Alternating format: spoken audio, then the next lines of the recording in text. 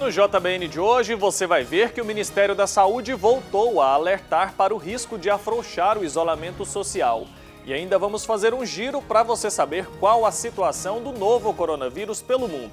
Nós também vamos falar sobre o fim de semana de Páscoa na capital da fé de Goiás. E a participação do nosso correspondente em Roma, Silvonei José. Ele vai trazer as principais notícias do Papa Francisco. O JBN de hoje já está no ar.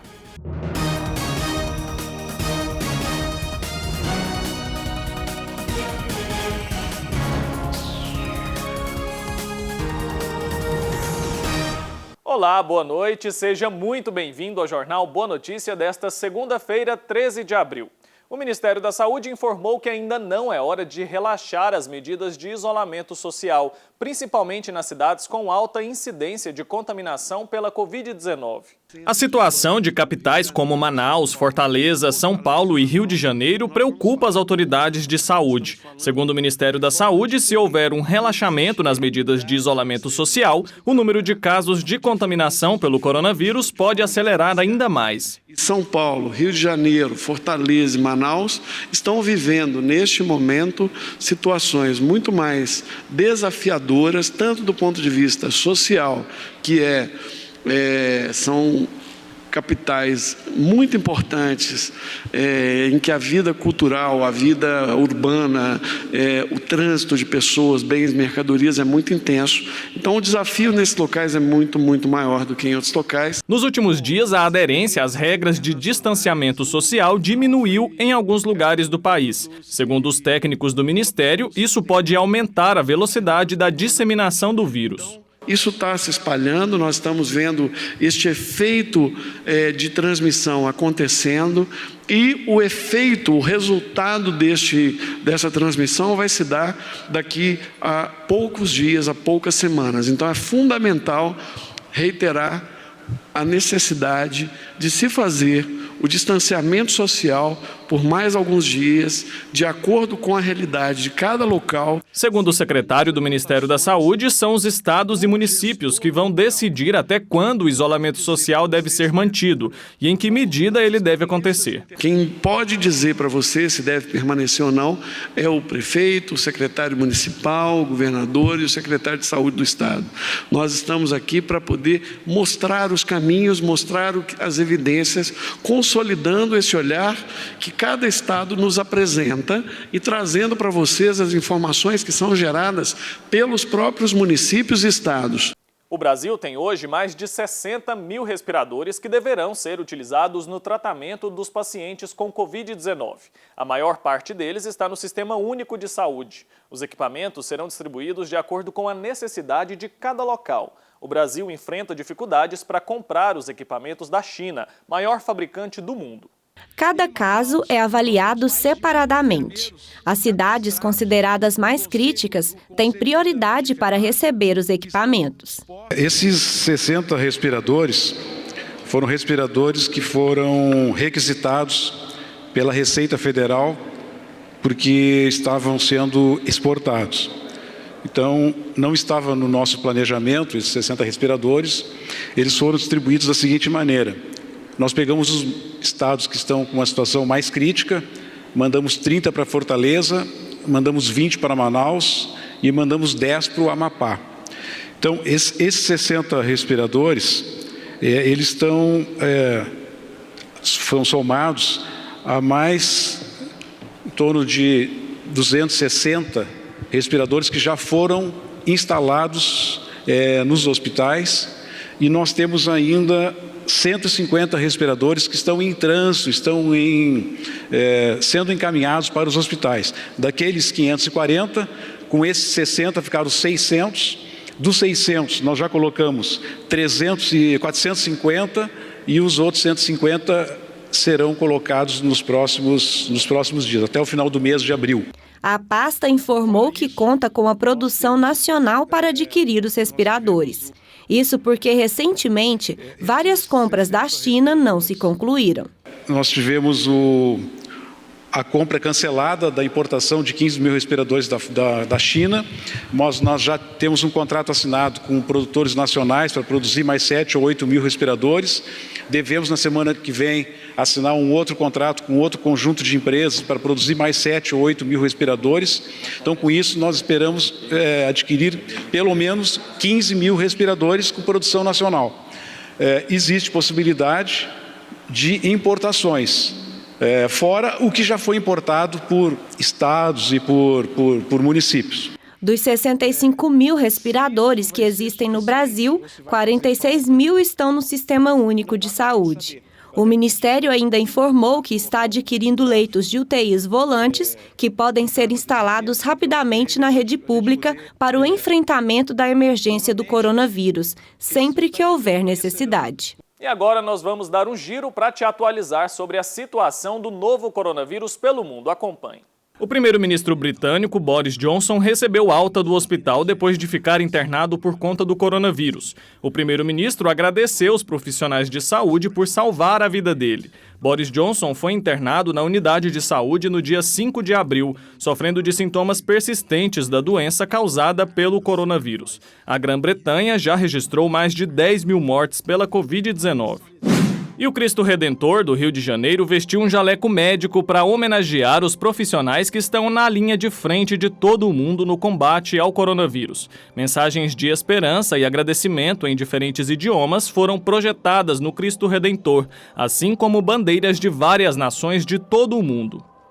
Os espanhóis começaram a receber máscaras nos principais centros de transporte do país, após o governo relaxar algumas medidas de isolamento. No segundo mês de bloqueio, algumas empresas que não podem funcionar em regime de home office, como a construção civil, foram autorizadas a reabrir a partir de hoje. A Espanha tem até o momento mais de 166 mil casos, com 17 mil mortes. O Ministério das Comunicações da Rússia lançou um aplicativo para celular que permite que as pessoas tenham autorização de segurança instantânea para deixar as casas durante o isolamento por conta do coronavírus. Os usuários precisam registrar detalhes do passaporte e tirar uma selfie para realizar a liberação e assim sair de casa. As razões para deixar as residências incluem retirar o lixo, passear com o cachorro, visitar o hospital e ir trabalhar. E agora a gente vai para o intervalo e a seguir você vai ver como foram as celebrações da Semana Santa no Santuário Basílica do Divino Pai Eterno, em Trindade. É já já.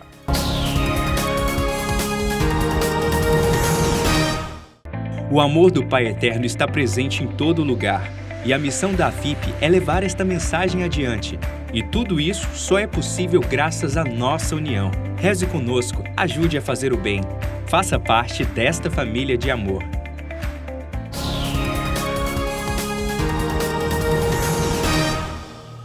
Estamos de volta com o JBN de hoje. Muito obrigado pela sua companhia. A Semana Santa em Trindade foi diferente neste ano. Por causa da pandemia do novo coronavírus, as missas com presença dos fiéis estão suspensas. Mas as principais celebrações na capital da fé de Goiás não deixaram de acontecer e foram transmitidas pela TV Pai Eterno, para que de casa todos pudessem acompanhar e vivenciar esse período tão importante para a Igreja Católica. O Pedro Henrique Rabelo acompanhou a programação especial do Tríduo Pascal e conta pra gente agora. Confira.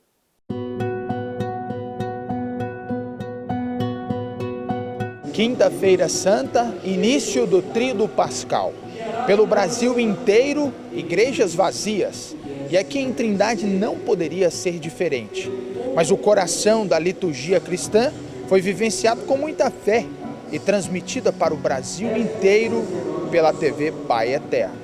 Na noite da Quinta-feira Santa, nós fazemos memória da instituição da Eucaristia, através do mandamento do serviço, que está narrado através do Evangelho do Lava-Pés. Durante esse período de pandemia, a igreja ela omite esse gesto ritual do lava-pés, que já era um gesto opcional, mas que nós, de alguma forma, nos remeteremos a ele através da leitura do Evangelho que narra Jesus realizando esse lava-pés com os apóstolos. Portanto, no dia de hoje, nós celebramos a instituição de 3 sacramentos.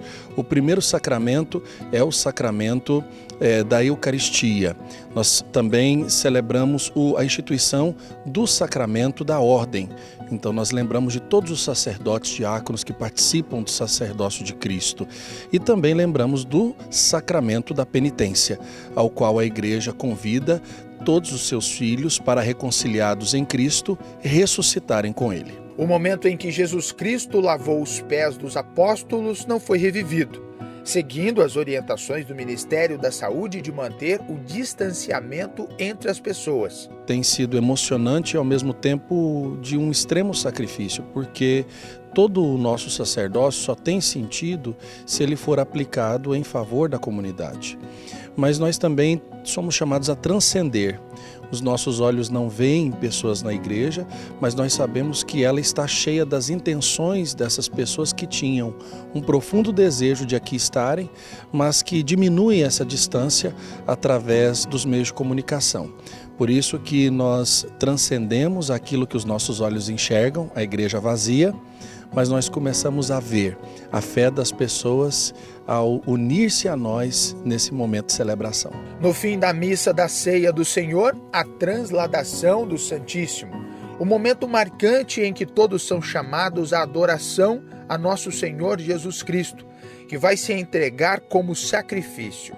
A missa não foi finalizada, pois o Santíssimo ficou exposto, aguardando a morte de Cristo na sexta-feira da Paixão, às 3 horas da tarde. Sexta-feira Santa. E às 3 horas da tarde aconteceu a adoração ao mistério da Santa Cruz. Não é a adoração à madeira, mas sim a Jesus Cristo crucificado.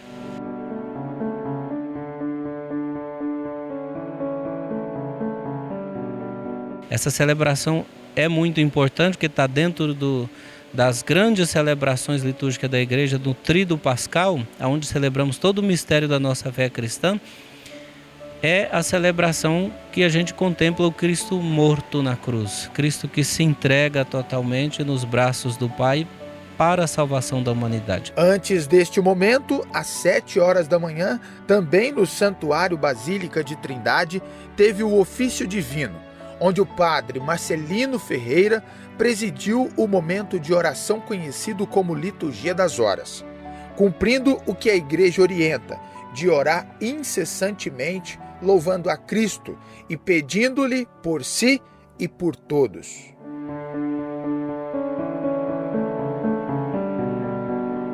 À noite, aconteceu dentro do santuário a Via Sacra, simbolizando os últimos passos de Jesus.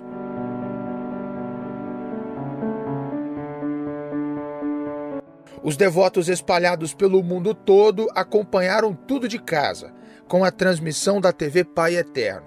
Muitos corações puderam ser acalentados nesses dias de amor a Cristo. Hoje, cada cristão católico, porque não pode vir à missa, participar de uma maneira ativa, é convidado a permanecer nos seus lares, fazendo da sua casa, do seu lar, uma igreja doméstica. Celebrando conosco, desde aqui o Santuário do Divino Pai Eterno, as várias outras igrejas, os mistérios da nossa salvação.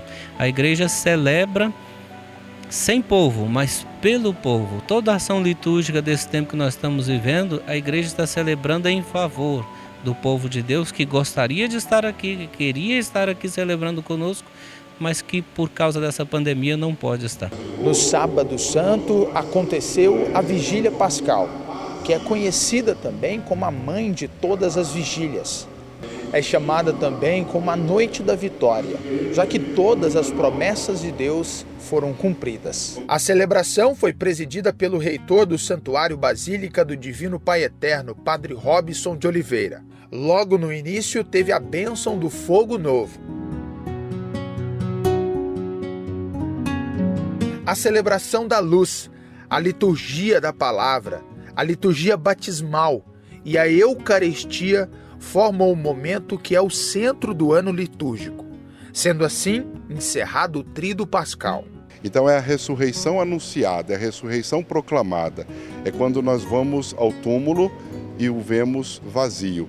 E por isso mesmo a esperança enche o nosso coração, porque foi exatamente o que ele prometeu. Ele ressuscitaria, ele ressuscitou verdadeiramente, realmente. E essa é a alegria e é o centro da nossa vida, da nossa fé. Tão importante na vida de todos os cristãos, a água batismal foi abençoada. Logo após foi feita a renovação das promessas batismais com as velas sendo acesas. Quando nós nos lembramos da água santa, da água pura, da água do batismo, nós lembramos que um dia nós fomos lavados dos pecados pelo sangue do Senhor Jesus, que um dia nós fomos iluminados pelo Senhor, ungidos do seu Espírito, e por isso mesmo nesse Espírito Santo nós devemos agir como aqueles também que promovem o bem e a bênção de Deus no mundo. A celebração litúrgica rememora isso, a celebração litúrgica revivencia isso, a celebração litúrgica fundamenta tudo isso. Domingo de Páscoa. Chegou o momento de comemorar a derrota da morte e do pecado pela ressurreição. Todo o sofrimento temporal de Jesus Cristo ganha um sentido pela vida eterna. O dia em que a vitória gritou no coração de todos nós começou bem cedo na capital da fé. Às 6 horas da manhã, o missionário redentorista Padre Marcelino Ferreira celebrou a Santa Missa de Páscoa. Em seguida, no santuário, o superior provincial dos Redentoristas de Goiás, Padre André Ricardo de Melo, levou a mensagem do dia para vários lares espalhados pelo mundo. Mais tarde, o Padre Robson de Oliveira presidiu uma celebração emocionante, em que destacou a força da fé em tempos difíceis, como este que estamos passando. Foi uma Semana Santa com o mesmo amor de outros anos, em que cada família, mesmo de casa, cumprindo o isolamento social, pôde viver de forma genuína a paixão, morte e ressurreição de Cristo. É no meio disso que Jesus vem dizer: eu sou a salvação, eu sou a vida, alimentai vossa esperança, não deixai-vos abater pelo desânimo nem pelo medo, porque eu sou o Senhor, eu sou o seu Deus, e convosco eu estarei todos os dias até o fim dos tempos. A Páscoa é o centro da nossa vida. E mesmo que nossas igrejas estejam vazias, nós estamos plenos no coração dessa comunhão que é apostólica, é dos apóstolos, é fundamentada na palavra de Deus. Rezemos uns pelos outros, peçamos a luz de Deus, renovados na fé, para que nós vençamos esse momento. É um tempo, é um momento da nossa vida. Tudo aquilo que é calvário, quando vivido com fé, se torna ressurreição, porque aquilo que nós cremos, lutamos, aquilo que nós realizamos com fé, nos garante a alegria, a paz e a redenção que vem de Deus. Ele nos confirma que depois de nosso sofrimento, vem a alegria, vem a bonança, vem a vitória, vem a vida. E agora eu tenho um recado para você. Se você acompanha a programação da TV Pai Eterno, já deve ter notado uma mudança. Estreou hoje a novena das Mãos Ensanguentadas de Jesus. O Padre Robson de Oliveira tem agora mais esse momento para rezar com você. Então fica o convite para você e toda a sua família rezarem juntos em mais esse momento de fé, amor e devoção aqui na TV Pai Eterno. A novena está sendo rezada em 2 horários, às 7h45 e às 10h30 da manhã, de segunda a sexta-feira, tá bom? Então acompanhe sempre com o Padre Robson esse momento tão especial. E chegou a hora de conferir as principais notícias do Papa Francisco direto de Roma. E quem traz as informações para a gente é o nosso correspondente Silvonei José. Acompanhe. Alô, amigos da TV Pai Eterno em todo o Brasil. Feliz e Santa Páscoa a cada um de vocês e bom início de semana. Vivemos nesse ano uma Semana Santa muito diferente aqui no Vaticano e nas nossas igrejas locais em todo o mundo, com os ritos do Tríduo Pascal, sem a presença dos fiéis. As igrejas ficaram vazias. Aqui no Vaticano, na Sexta-feira Santa, tivemos a oração silenciosa do Papa Francisco na Via Sacra. Diferentemente dos outros anos, o Papa Francisco, que segurou a cruz na última estação, não fez a meditação final, somente concedeu a bênção apostólica. A Praça São Pedro acolheu a Via Sacra, tradicionalmente realizada no Coliseu de Roma. Mais uma vez, a praça estava vazia, devido à pandemia, somente iluminada por tochas no chão e pela cruz de Jesus. As 14 estações foram realizadas em volta do obelisco central com um único grupo de pessoas que revezaram o momento de carregar a cruz. Cada meditação trouxe à reflexão as dores que o cárcere produz, nos detentos, nas vítimas de seus crimes, em seus familiares, nos policiais, juízes, sacerdotes. O crime e suas consequências em toda a sua globalidade. Já na homilia da missa do Sábado Santo, Francisco motivou a sermos peregrinos em busca da esperança de Deus, que até do túmulo fez sair vida. Ao nos encorajar a dar as costas à morte e abrir o coração à vida de Jesus ressuscitado, o Papa fez forte apelo ao desarmamento e ao fim das guerras. Façamos calar os gritos de morte, de guerras. Basta. Pare a produção e o comércio das armas, porque é de pão que precisamos, não de metralhadoras. Nesse ano, disse o Pontífice na sua homilia, mais do que nunca o Sábado Santo é de grande silêncio e reflexão, assim como as mulheres que foram ao sepulcro. Como nós, tinham nos olhos o drama do sofrimento, de uma tragédia inesperada que se verificou muito rapidamente. Viram a morte e tinham a morte no coração. Para elas era a hora mais escura, como o é hoje para nós. Nessa noite, disse Francisco, conquistamos um direito fundamental que não nos será tirado, o direito à esperança. É uma esperança nova, viva, que vem de Deus. Não é mero otimismo, não é um tapa nas costas, nem um encorajamento de circunstância. É um dom do céu que não podíamos obter por nós mesmos. Tudo vai ficar bem.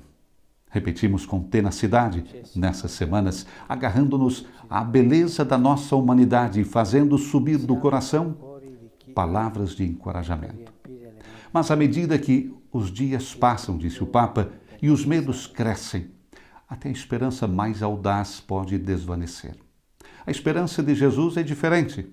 Coloca no coração a certeza de que Deus sabe transformar tudo em bem, pois até do túmulo faz sair a vida.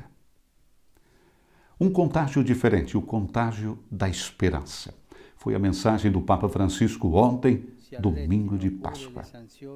O Pontífice presidiu a missa na Basílica Vaticana na sobriedade que caracterizou as celebrações da Semana Santa. No lugar dos fiéis e das flores que enfeitam a Praça São Pedro, no dia de ontem, esteve a oração de milhões de pessoas conectadas através dos meios de comunicação. Tradicionalmente, o Papa não pronuncia a homilia no domingo de Páscoa e transmite a sua mensagem ao conceder a bênção Urbi et Orbi, à cidade de Roma e ao mundo, que se abriu o anúncio que ecoa em todos os cantos da terra. Jesus ressuscitou. Ressuscitou verdadeiramente. É um contágio diferente, disse Francisco, que se transmite de coração a coração, porque todo coração humano aguarda esta boa nova. É o contágio da esperança. O Papa então citou as feridas abertas hoje da humanidade, começando pelos contagiados com o coronavírus, de modo especial os doentes, os que morreram e os familiares. Essa epidemia não nos privou apenas dos afetos, afirmou Francisco, mas também da possibilidade de recorrer pessoalmente à consolação que brota dos sacramentos, especialmente da Eucaristia e da reconciliação. Mas o Senhor não nos deixa sós. O Papa, mais uma vez, agradeceu aos médicos e enfermeiros e a todos os profissionais que garantem os serviços essenciais necessários à convivência civil. O seu pensamento se dirigiu também a quem está preocupado com o futuro e com a falta de emprego, encorajando os políticos a trabalharem em prol do bem comum. Esse não é o tempo para a indiferença. A propósito, pediu a redução das sanções internacionais que impedem a alguns países de proporcionar apoio adequado aos seus cidadãos, inclusive o cancelamento da dívida externa. Este não é tempo para egoísmos. Francisco voltou a pedir adesão ao apelo a um cessar-fogo global e imediato de todos os conflitos. Palavras como indiferença, egoísmo, divisão, esquecimento não são as que queremos ouvir neste tempo, afirmou. Mas queremos bani-las de todos os tempos. Essas palavras prevalecem quando em nós vencem o medo e a morte, isto é, quando não deixamos o Senhor Jesus vencer no nosso coração e na nossa vida. Ele que já derrotou a morte, abrindo-nos a senda da salvação eterna. Dissipe as trevas da nossa pobre humanidade e nos introduza no seu dia glorioso, que não conhece o caso. De Roma, para a TV Pai Eterno, Silvana e José. E esse foi o JBN de hoje. Muito obrigado pela sua audiência. Lembrando que amanhã nós estamos de volta e é claro que eu conto com a sua companhia. Até lá!